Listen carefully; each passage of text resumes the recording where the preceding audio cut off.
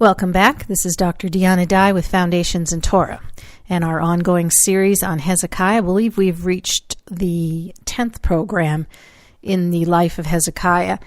Now this I'm going to take a little bit of a different tack here. One of the interesting things about his name and how it applies to what he did has to do with the temple. So we find in 2 Chronicles 29, it tells us that he repaired, or he opened and repaired, or opened and strengthened the doors is really how it's, the Hebrew word there is strengthened. So his name is Hezekiah. It comes from the root chazak, and he opened and strengthened the doors of the temple, chazak. So we have a little bit of a play on words here. Again, chazak being the root for Hezekiah.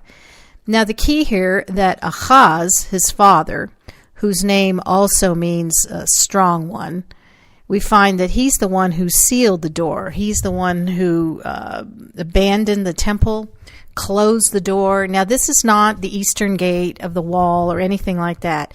This is the great gate, or the great door that goes from the porch into the holy place. The porch is kind of its own little room, but it's also a gigantic gate, and the doors there were huge.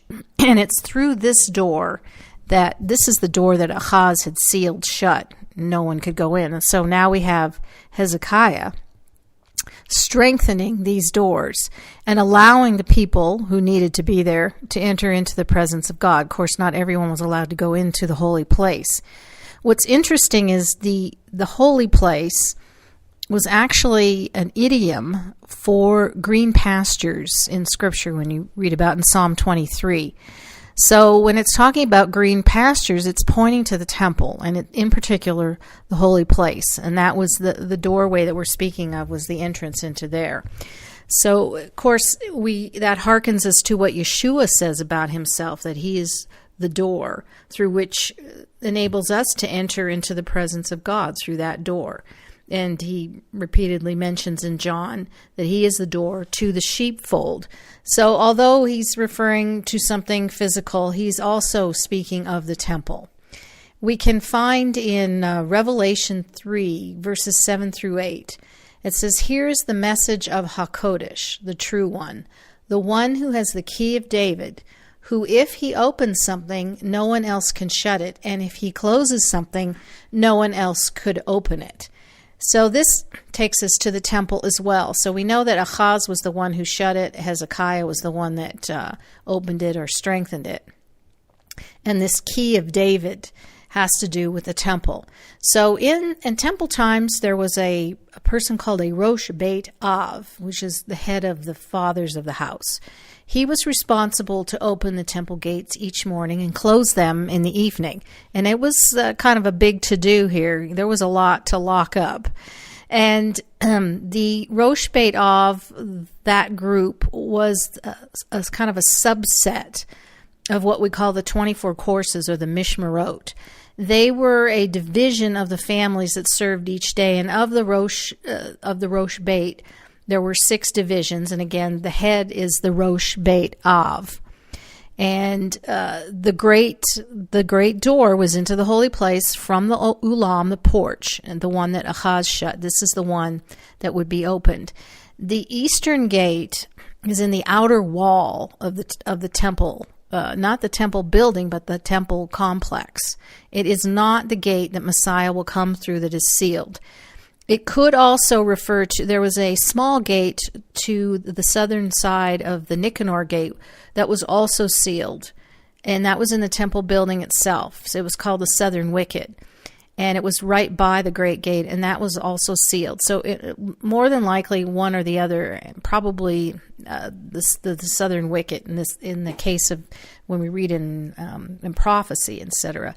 But people don't understand that, and so when everyone goes to Jerusalem and they're all excited and they go up in the Temple Mount and they all head over to the wall, the eastern wall there of the outside of the Temple Mount area, and all the graves are in front of that wall, and they say that the Muslims put their graves there so that they would make it people unkosher to enter in through that particular gate, but they're not talking about the right gate.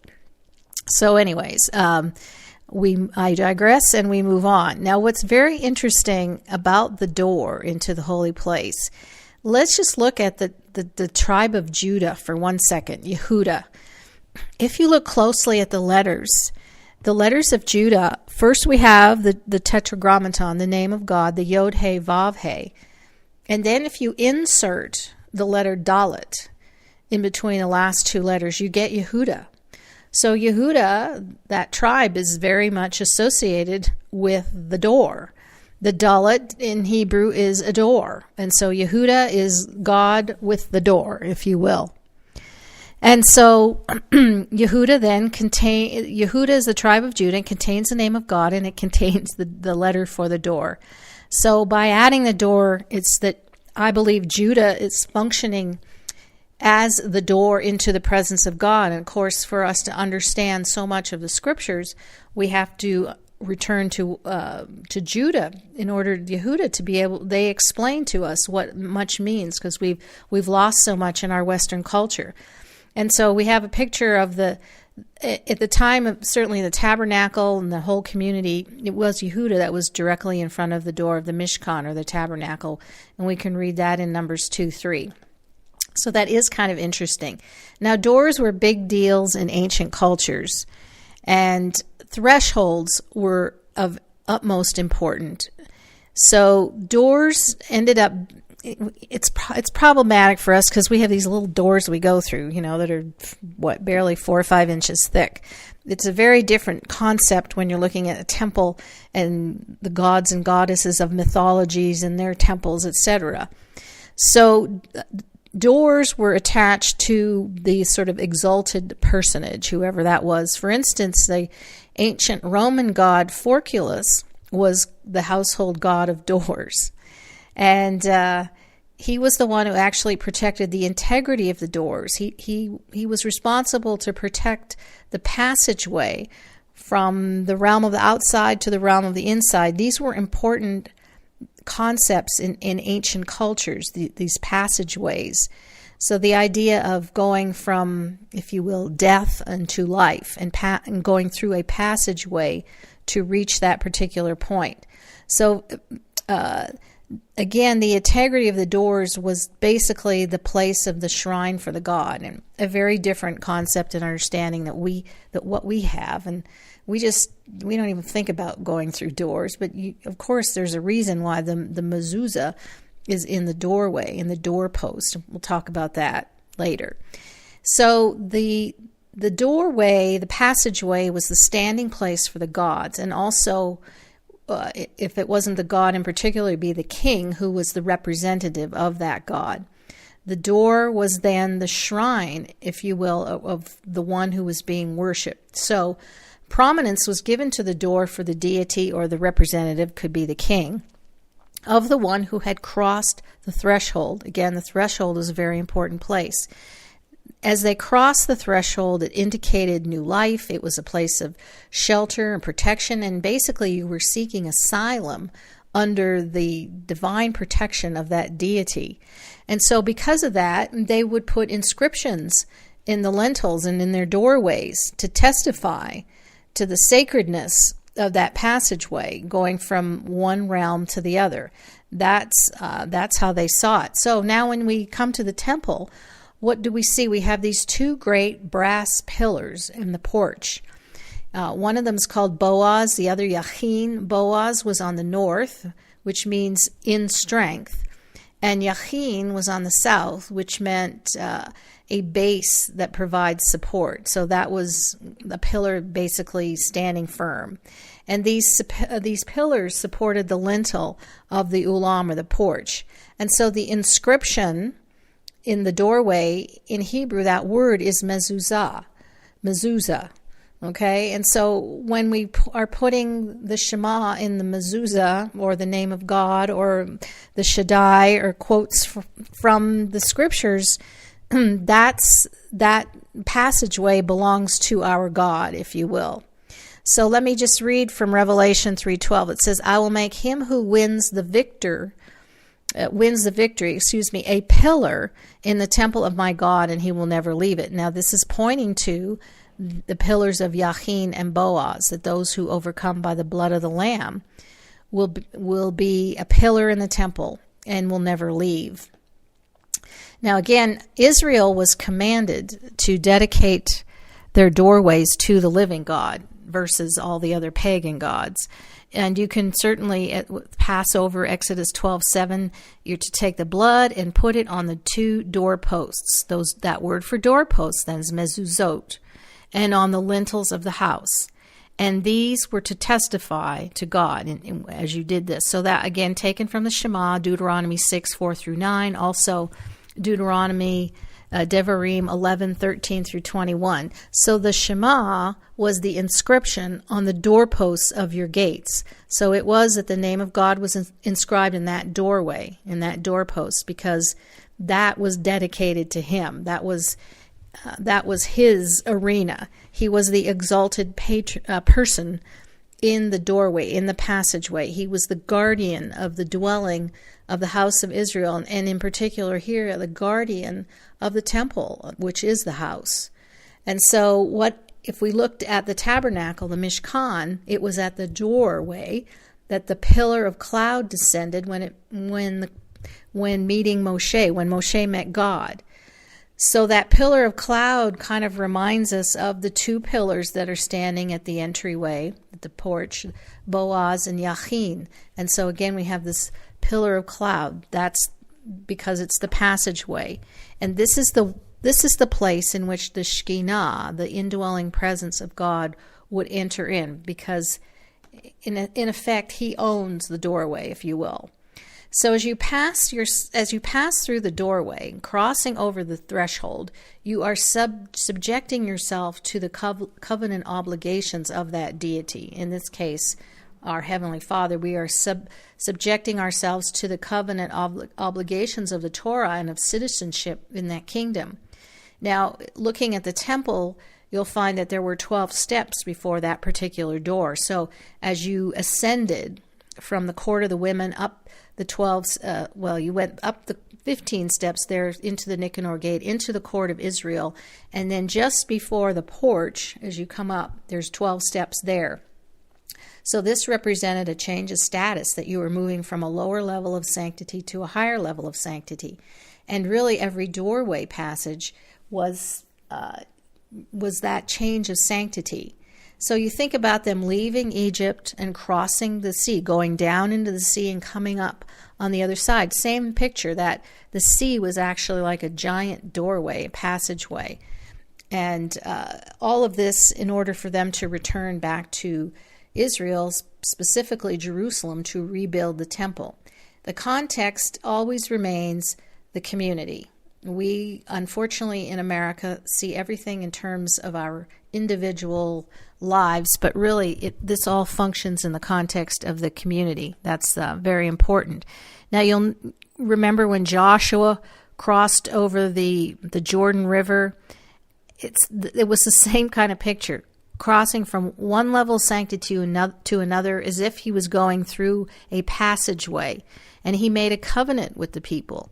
And he set down the decrees and wrote the words of those decrees, and they express it as the book of God's Torah. He took a large rock, kind of like the Boaz Yachin thing. He stood underneath it, and they referred to it as an Allah, A-L-A-H, not Allah, which was a doorpost. Okay, so the idea in the sanctuary was this doorpost. But the Allah was really the place of the yoking together of 2 parties. That's the purpose of the doorway, or the doorpost, or the passageway, where the king or his representative or the deity, it was the place of the yoking together of the 2. So a covenant, of course, speaks of the binding of 2 parties together. It always happened in the passageway, if you will, in the doorway.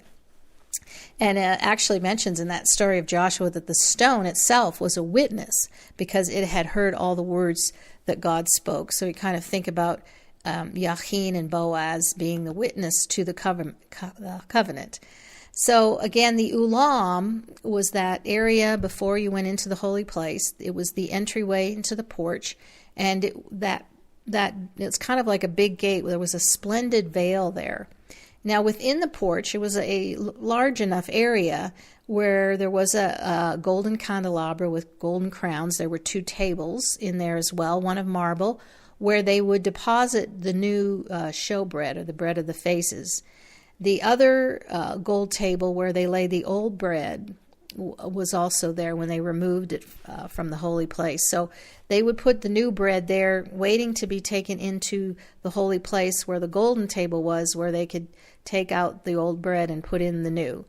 These apparently these massive doors were not actually seen because there was a great, well, they call it a Babylonian tapestry on it. It was a tapestry, but the doors themselves apparently had 2-leaf. They were 2-leaf doors with gold plating, and they also apparently they covered the tapestry covered the doors.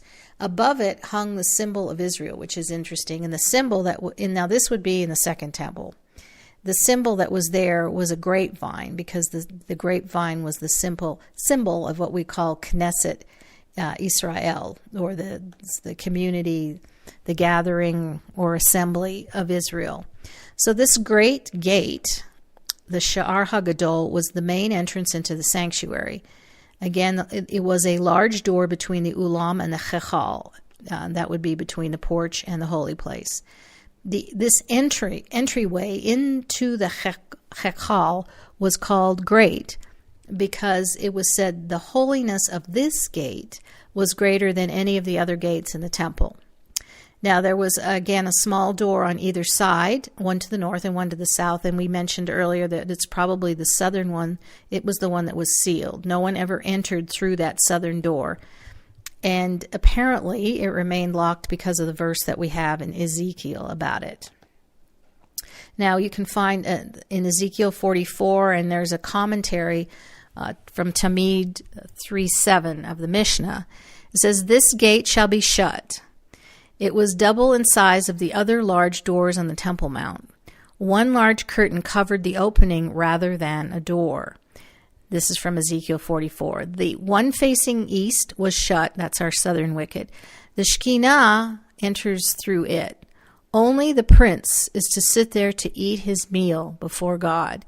He is to enter through the vestibule or the porch or the ulam of the gate and leave the same way. And this is the place where the covenant meal is eaten, in the doorway, in the gate." Again, the place that the deity resided. And so the ulam was the gateway, the doorway before the holy place. Again, in front of the doors hung this giant Babylonian tapestry. Now, this comes to us from Josephus. Apparently, it was embroidered of blue and fine linen with scarlet and purple. Reminds us a lot of what we have in the tabernacle, the Mishkan. And it was at the entrance to the Chechal, overlaid with the gold inner walls. You could see it through the large opening of the ulam. And apparently there was a construction of 5 carved oak beams right above that particular entryway. It must have been quite something. And above it, they describe it as having 4 crowns. So there were these windows with triangular pediments above them, and they were just above the golden vine. Now, the golden vine, again, is over this door, and the golden vine stood in the entrance of the Chechal on posts.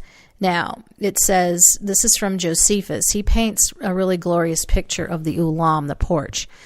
"Whosoever gave a leaf or a berry or a cluster of gold as a freewill offering brought it, and the Kohanim hung it there." And so this went on in the Second Temple period, and you can find that in Midot 3:8. It goes on to say, "But that gate, which was at the end of the first part of the house, all covered with gold, as its whole wall around it, it also had golden vines above it, and from which clusters of grapes hung as tall as a man's height." Kind of interesting there.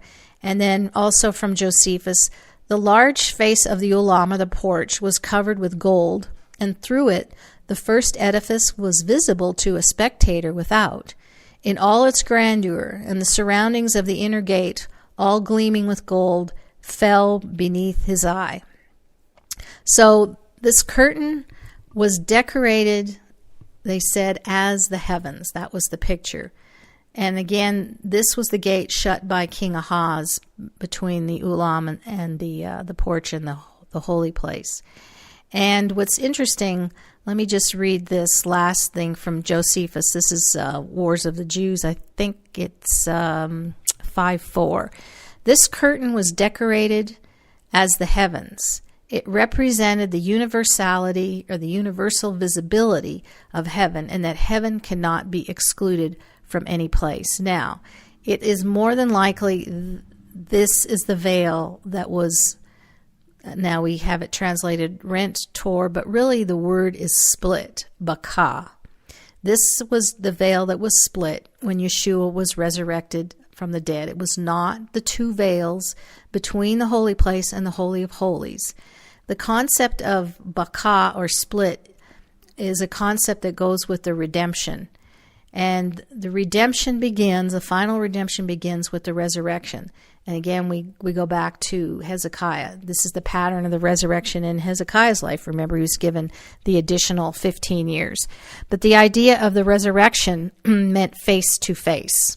Now, it was that the holy place opened up. And to me, the holy place was a symbol of the unity of all of Israel. And we're not there. We'll see that unity come with the resurrection of the dead or the raising up of the nation in Ezekiel 37. And again, out of that word bakah, the holy place, the three pieces of furniture in there are all symbols of the unity of Israel. So we have the 7-branched menorah. We have the table of the bread of the faces has got 12 loaves representing the tribes. And we have the incense, the altar of incense, the golden altar, in which the prayers of the people went up and were a sweet and fragrant aroma before the Father.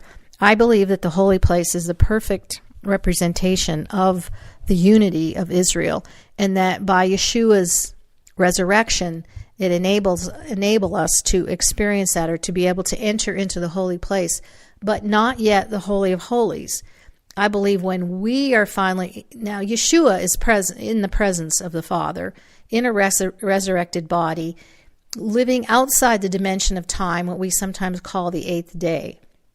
The rest of us are not. And we look toward that time in which we will be resurrected from the dead, and then we can stand in the presence of God in those bodies outside this physical world, outside the dimension of time. So the temple has kind of that feeling to it of ascending into the presence of the Father, sort of step by step. And there were certain rules and regulations and certain order and the way things were done in order for them to be able to come into his presence. And so that applies to us as well. And we look forward to being able to, if you will, enter into the Holy of Holies, into the very presence of God. Right now in these bodies, we will be burned up, and we cannot stand in the presence of God.